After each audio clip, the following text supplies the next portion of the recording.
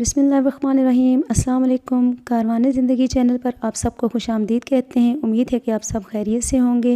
ہمارا آج کا ٹاپک جھوٹ پہ ہے۔ ایسا جھوٹ، ایسی بات جو ہم لا علمی میں کر رہے ہوتے ہیں، ہمیں پتہ ہی نہیں ہوتا کہ وہ جھوٹ کے زمرے میں آتا ہے۔ مثال کے طور پر اگر کوئی مہمان ہمارے گھر آ جاتا ہے تو ہمارے معاشرے کا یہ عام وتیرہ ہے کہ وقت دوپہر کا ہو یا رات کا، جب بھی مہمان سے پوچھا جائے محترم کھانا کھائیں گے، جواب ملتا ہے نہیں، مجھے بھوک نہیں ہے۔ حالانکہ اگر طلب ہو اور اس کے باوجود کہہ دیا جائے کہ بھوک نہیں ہے یا طلب نہیں ہے تو نامہ اعمال میں ایک جھوٹ لکھا جاتا ہے۔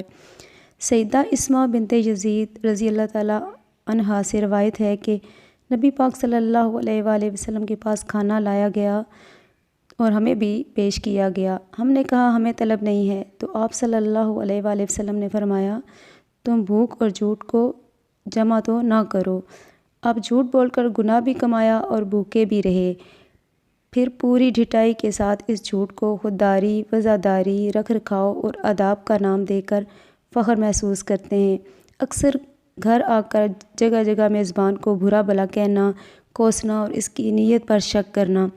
کیسے گھٹیا لوگ ہیں، ایک مرتبہ پوچھ کر ہی خاموش ہو جاتے ہیں، ان کی کھانا کھلانے کی نیت ہی نہیں تھی۔ اسی طرح کا ایک اور جھوٹ جو ہمارے گھروں میں غیر شعوری طور پر کثرت سے بولا جاتا ہے اور اکثر آپ نے بھی دیکھا ہوگا، چھوٹے بچے کو بنانا ہو یا اپنے پاس بلانا ہو تو امی یا ابو اپنے دائیں ہاتھ کو اس طرف بڑھا کر مٹھی بند کر کے کہتے ہیں، منّے یہ لو گاڑی کی چابی، آؤ میرا بیٹا یہ لو چاکلیٹ، آؤ میرے پاس میں لاڈلی بیٹی کو ٹافی دوں گی۔ حالانکہ ہاتھ میں کچھ نہیں ہوتا، اس پر بھی ہمارے کھاتے میں جھوٹ لکھا جاتا ہے۔ سیدنا عبداللہ بن عامر فرماتے ہیں کہ ایک دن رسول اللہ صلی اللہ علیہ وآلہ وسلم ہمارے گھر تشریف فرما تھے۔ اسی دوران میری امی نے مجھے بلایا، آؤ بیٹا میں تمہیں چیز دوں گی۔ تو رسول اللہ صلی اللہ علیہ وآلہ وسلم نے پوچھا تم نے اسے کیا چیز دینے کا ارادہ کیا تھا؟ انہوں نے کہا میں اسے ایک کھجور دینے کا ارادہ رکھتی تھی۔ رسول اللہ صلی اللہ علیہ وآلہ وسلم نے فرمایا یقین جانو اگر تم اسے نہ دیتی تو تمہارے نامہ اعمال میں ایک جھوٹ لکھ دیا جاتا۔ دیکھ لیں رسول اللہ صلی اللہ علیہ وآلہ وسلم نے اس جھوٹ کا فوری نوٹس لیا اور اسی وقت اصلاح فرما دی۔ حقیقت یہ ہے کہ رسول اللہ صلی اللہ علیہ وآلہ وسلم تربیت کا کوئی موقع ہاتھ سے جانے نہیں دیتے تھے۔ پھر کچھ جھوٹ ایسے بھی ہیں جو ہم خود اپنی نگرانی میں بچوں کو سکھا رہے ہیں اور وہ باقاعدہ ہمارے گھروں میں پروان بھی چڑھ رہے ہیں۔ باہر سے گھنٹی بجی، اندر بچے کے کان میں آہستہ آواز سے بیٹا کوئی میرا پوچھے تو کہہ دینا ابو گھر پر نہیں ہیں یا سوئے ہوئے ہیں۔ کبھی کبھار ایسا بھی ہوتا ہے کہ بعض غیر تربیت یافتہ بچے باہر آ کر معصومیت سے کہہ دیتے ہیں انکل ابو کہتے ہیں میں گھر پر نہیں ہوں یا میں سویا ہوا ہوں۔ اسی طرح اچھا بھلا تندرست بچہ یہ کہے گا ماما میں نے آج اسکول نہیں جانا۔ ماں صدقے واری جائے، اس میں پریشان ہونے والی کون سی بات ہے؟ منّے کے ابا ذرا کاغذ پر 2-4 لائنیں لکھ دیں کہ کل رات سے اسے بخار ہے، لہٰذا آج اسکول حاضر ہونے سے قاصر ہے، مہربانی فرما کر ایک یوم کی رخصت عنایت فرمائیں۔ ایک یہ ماں ہے اور ایک وہ ماں تھی جو دین کا علم حاصل کرنے کے لیے اپنے بچے کو ایک قافلے کے ہمراہ بغداد روانہ کر رہی ہے۔ راستے غیر محفوظ تھے، ماں نے احتیاطاً 40 اشرفیاں بچے کے کرتے کے اندر سی دی تاکہ محفوظ رہیں اور چور ڈاکو نہ لوٹ لیں۔ اتفاق سے ابھی سفر کی 2 منزلیں ہی طے ہوئی تھی کہ ڈاکوؤں کے ایک گروہ نے رات کی تاریکی میں قافلے پر حملہ کر کے لوٹ لیا۔ ایک ڈاکو اس بچے کے پاس آیا، لڑکے تیرے پاس بھی کچھ ہے؟ ہاں میرے پاس 40 اشرفیاں ہیں۔ کدھر ہیں؟ قمیض کے اندر ہیں، بچے نے بتایا۔ سلائی ادھیڑ کر دیکھا تو پوری 40 تھی۔ ڈاکو بہت حیران ہوا اور بچے کو اپنے سردار کے پاس لے آیا۔ سردار نے کہا بیٹا تیری ماں نے تو اشرفیاں اس لیے سی تھی کہ محفوظ رہیں، اگر تو چاہتا تو آسانی کے ساتھ انہیں بچا سکتا تھا۔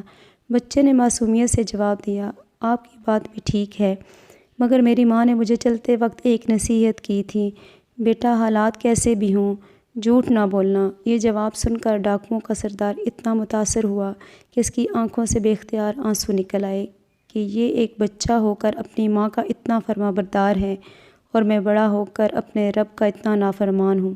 اس نے اپنے ساتھیوں سمیت اس کام سے توبہ کر لی اور لوٹا ہوا سارا سامان واپس دے دیا۔ اللہ کی توفیق سے یہ بچہ بڑا ہو کر شیخ عبد القادر جیلانی رضی اللہ تعالیٰ عنہ کے نام سے جانے پہچانے گئے۔ کاش آج بھی مائیں اپنے بچوں کو اسکول بھیجتے ہوئے یہ نصیحت کریں، بیٹا رسول اللہ صلی اللہ علیہ وآلہ وسلم کی سکھائی ہوئی دعا پڑھ کر نکلنا، اور حالات کیسے بھی ہوں جھوٹ نہ بولنا۔ یقیناً سچ کی برکت سے اللہ رب العزت ہمارے بچوں کو بھی ایک اچھا انسان اور ایک باکردار مسلمان بنا دے گا۔ دن کا آغاز ہی ہم جھوٹ سے کرتے ہیں۔ مثال کے طور پر صبح نماز کے لیے اٹھاتے وقت ماں کہے گی، ہائے میرے اللہ، نماز کا وقت نکل گیا، جلدی سے اٹھ جاؤ، باہر دیکھو دن چڑھ آیا ہوا ہے، باہر ابھی اندھیرا ہے اور نماز کا وقت بھی نہیں نکلا۔ اور اتوار کو 9 بجے ماما بھوک لگی ہے، جلدی سے ناشتہ بنا دیں، ایک تو تمہیں ہر وقت بھوک لگی رہتی ہے، دن تو چڑھ لینے دو۔ اور صبح اسکول اٹھاتے وقت، منّے اب اٹھ بھی جاؤ، دیکھو 7 بج گئے ہیں۔ منا صاحب آنکھیں ملتے ہوئے گردن موڑ کر گھڑی کی طرف دیکھتے ہیں، گھڑی پہ 6 بجے ہیں۔ روزانہ دکان یا دفتر جاتے وقت، پیارے بچوں شام کو تیار رہنا، آج ضرور پارک میں لے جاؤں گا، مگر ہر دفعہ باہر جاتے وقت بس 2 منٹ انتظار کریں، میں ابھی آیا۔ مگر اس قسم کی باتوں سے والدین کو مکمل اجتناب کرنا چاہیے، اور یہ بات ہر وقت نگاہ میں رکھنی چاہیے کہ موجودہ دور کے بچوں کو اللہ تعالیٰ نے عقل و شعور کی بہت زیادہ صلاحیتوں سے نواز رکھا ہے۔ آج کل کے بچے بہت چھوٹی عمر میں ہی سچ اور جھوٹ میں تمیز کر لیتے ہیں، اگرچہ وہ اب ادب و احترام، شرم و حیا کے باعث اپنے والدین کو جھوٹا کہنے کی جرأت نہیں رکھتے۔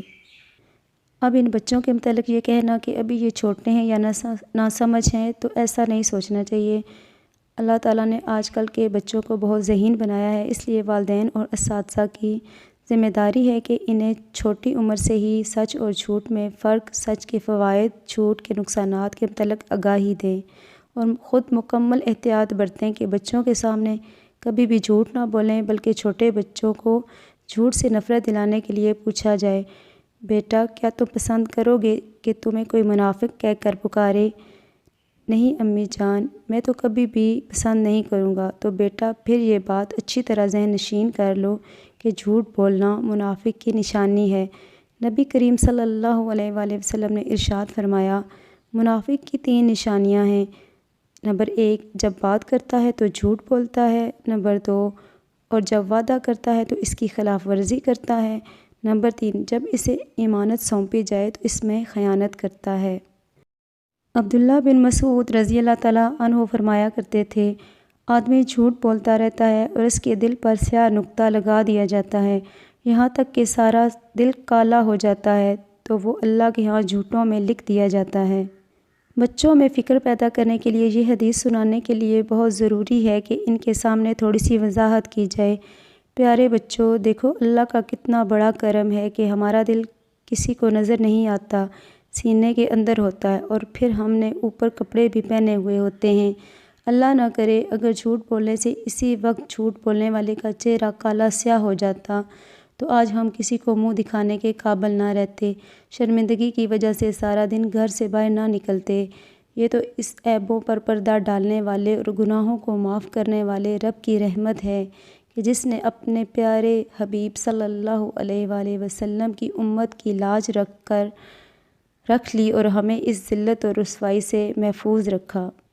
زبیر بن عوام رضی اللہ تعالیٰ عنہ سے کسی نے پوچھا کہ آپ عبداللہ بن مسعود رضی اللہ تعالیٰ عنہ اور دیگر ساتھیوں کی طرح حدیث بیان نہیں کرتے، تو انہوں نے فرمایا، جب سے میں نے اسلام قبول کیا میں آپ صلی اللہ علیہ وآلہ وسلم سے جدا نہیں ہوا، لیکن میں نے آپ صلی اللہ علیہ وآلہ وسلم سے ایک حدیث سنی تھی کہ جو شخص جان بوجھ کر مجھ پر جھوٹ بولے تو وہ یقین کر لے کہ اس کا ٹھکانہ آگ یعنی جہنم ہے۔ حضرت سمرہ بن جندب رضی اللہ تعالیٰ عنہ کہتے ہیں کہ رسول اللہ صلی اللہ علیہ وآلہ وسلم جب نماز سے فارغ ہوتے تو ہماری طرف متوجہ ہو کر پوچھتے، آج رات تم میں سے کسی نے کوئی خواب دیکھا ہے؟ اگر کسی نے کوئی خواب دیکھا ہوتا تو وہ اسے بیان کرتا اور آپ صلی اللہ علیہ وآلہ وسلم اس کی تعبیر فرما دیتے۔ ایک دن آپ صلی اللہ علیہ وآلہ وسلم نے حسب معمول یہی سوال کیا تو ہم نے جواب دیا، نہیں، ہم نے کوئی خواب نہیں دیکھا۔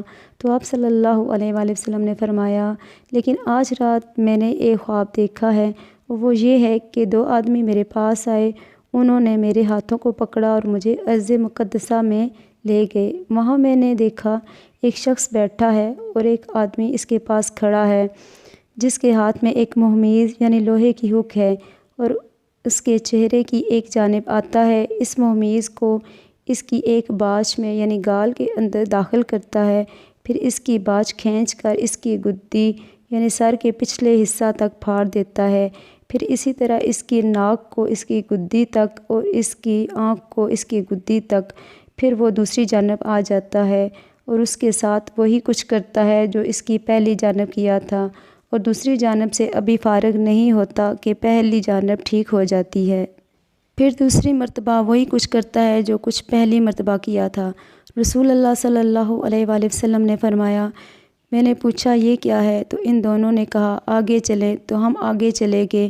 پھر ان دونوں نے وضاحت کی کہ وہ شخص جس کی باچھوں کو چیرا جا رہا تھا تو یہ وہ شخص ہے جو صبح کے وقت گھر سے نکلتا ہے، پھر جھوٹ بولتا ہے جو دور دور تک پھیل جاتا ہے، اس سے یہ عذاب قیامت تک دیا جاتا رہے گا۔ آپ ہی بتائیں کیا کوئی ماں برداشت کرے گی کہ میرے پیارے بچے لاڈلے اور اکلوتے بیٹے کے ساتھ یہ سلوک ہو؟ کیا کوئی باپ یہ بھیانک منظر دیکھنا گوارا کرے گا؟ اللہ تعالیٰ ہر مسلمان مرد، عورت اور بچے کو ایسے خوفناک انجام سے محفوظ فرمائیں۔ آئیں آج ہم عہد کرتے ہیں کہ آج کے بعد ہم کبھی جھوٹ نہیں بولیں گے۔ اللہ تعالیٰ ہمیں ایسے گناہ سے بچائے، آمین یا رب العالمین۔